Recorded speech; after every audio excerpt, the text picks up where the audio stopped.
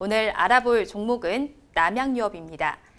남양유업은 이초롱님께서 댓글을 주셨습니다. 남양유업 오너리스크 해제로 오르고 있는 것 같은데 장기 투자 목적으로 매입해도 괜찮을지요? 라고 댓글을 주셨습니다.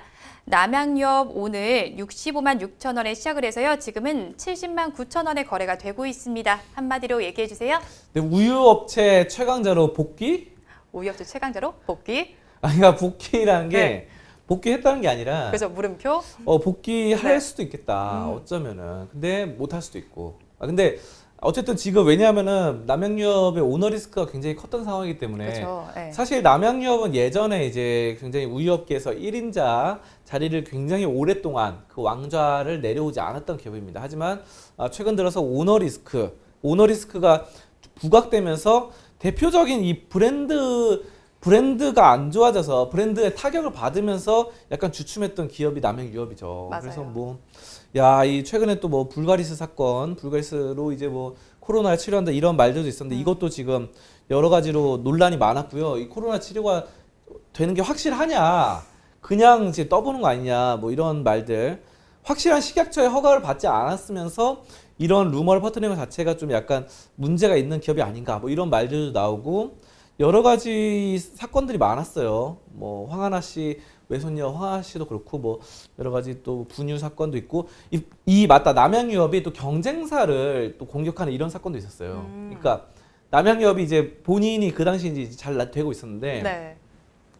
이제 경쟁사 우유 회사 경쟁사도 있잖아요. 그쵸. 이 메일유업이라던가 이런 경쟁사들이 치고 올라오니까 이 우유 회사들이 가장 그 고객 인터넷 마케팅 하는 게 맘카페를 그렇게 공략을 한다고 합니다. 맘카페.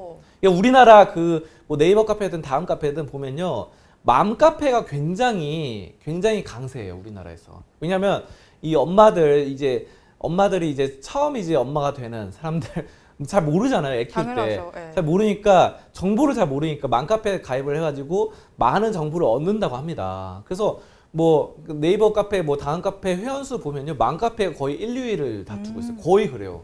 근데 이제 중요한 건 맘카페가 그만큼 이제 온라인상에서 엄마들의 이런 정보가 소통이 되는 그런 공간인데 이 맘카페에서 남양유업이 예전 사례예요. 예전에. 그 경쟁사 메일유업이라든가 이런 회사들을 막 비난하는 글을 막 댓글로 달고 게시판 글로 올리고 해가지고 어떻게 보면 남양유업을 밝히지 않고 저희 남양유업이 쟤네를 밝히지 그러지 않고 그냥 마치 회원인 것처럼 아이디 접속해가지고 로그인해가지고 막 이렇게 해가지고 그런 사건들이 몇 번 있었어요. 그래서 막 고발당하고 고소당하고 나중에 알고 보니까 아이디 조작해서 그랬다더라. 이런 것들이 있어가지고 그래서 아무튼 굉장히 또 예전에 논란이 많았어요 이게. 그래가지고 이미지가 안 좋아졌는데. 이제는 좀 이제 경영진이 바뀌고 하면서 좀 좋아지지 않을까 저는 그렇게도 생각을 합니다. 근데 이제 인수한 회사의 경영 스타일이 아직 구체적으로 밝혀지지 않았죠. 그래서 아직은 제가 봤을 때는 추후에 좀 더 지켜볼 필요는 있습니다. 자, 그래서 단타 매매론 유효합니다. 단타 매매. 그래서 저는 이런 말씀을 드리고 싶어요. 이거 이제 질문을 하신 분이 중장기로 질문을 하셨던 것 같아요. 맞아요. 근데, 장기 투자. 예, 근데 저는 아직은 매수를 안 하셨다면 중장기로 접근하는 거는 약간 보류하자 말씀드리고요. 단타로는 괜찮으니까 네. 차트 한번 보면서 말씀드릴게요. 네. 이런 종목은 이제 지금 현재 중장기로 들어가면 굉장히 위험해요. 왜냐하면 이게 지금 기업 가치가 좋아진다 하더라도 지금 현재 상태보다 더 좋아진다 하더라도 여러분들 이런 기업을 지금 만약 이게 삼성전자다 그래도 저는 약간 중장기로는 힘들어요.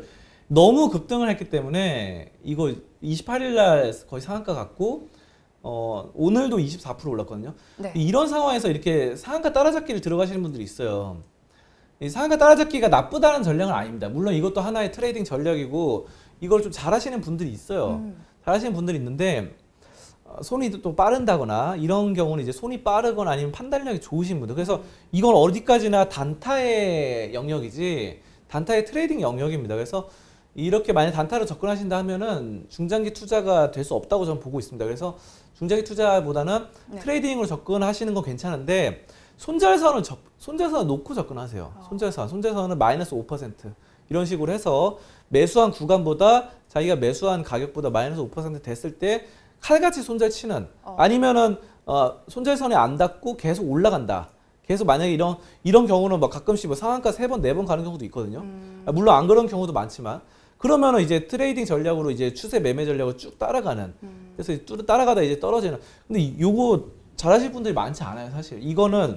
이 트레이딩 매수 전략은 한 10명이 도전하면 1명은 성공하는데 한 9명, 8명은 실패하는 전략입니다. 왜냐면은 이제 사람들이 다 잡이 있고 스스로 직업이 있기 때문에 요거 이제 전업 투자자 분들은 이렇게 하시면 좋아요. 근데 직장이 있으신 분들은 만약에 내가 회의를 들어갔는데 만약에 회의 들어가서 나보다 직장 상사랑 같이 회의하고 있는데 이거 보고 있을 수 없잖아요. 당연하죠. 뭐 회의가 길어져 30분, 1시간 되는데 네. 근데 문제는 내가 단기 트레이딩으로 들어갔는데 갑자기 회의를 불러 소집해서 들어왔어요. 근데 30분 하는데 사실 회의 끝나고 딱 보니까 다 떨어져 있어요. 마이너스 20%. 이러면은 완전 실패되는 이런 투자 전략이거든요.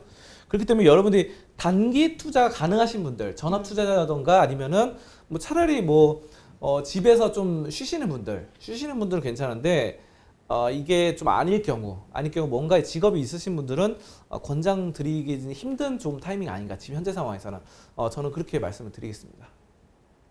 네, 남양유업의 경우에는 전거래를 상한가로 직행을 했고요. 오늘도 지금 급등을 하고는 있습니다. 하지만 단기적인 관점으로만 좀 접근하시면 좋을 것 같은데요. 아직까지 인수하는 회사의 경영 스타일이 구체적으로 밝혀지지 않았습니다. 그런 만큼 조금 조심스럽게 접근하시면 좋을 것 같습니다. 여러분, 영상은 잘 보셨나요? 오전장 분석은 매주 월요일부터 금요일 오전 10시에 진행됩니다. 많이 시청해주세요.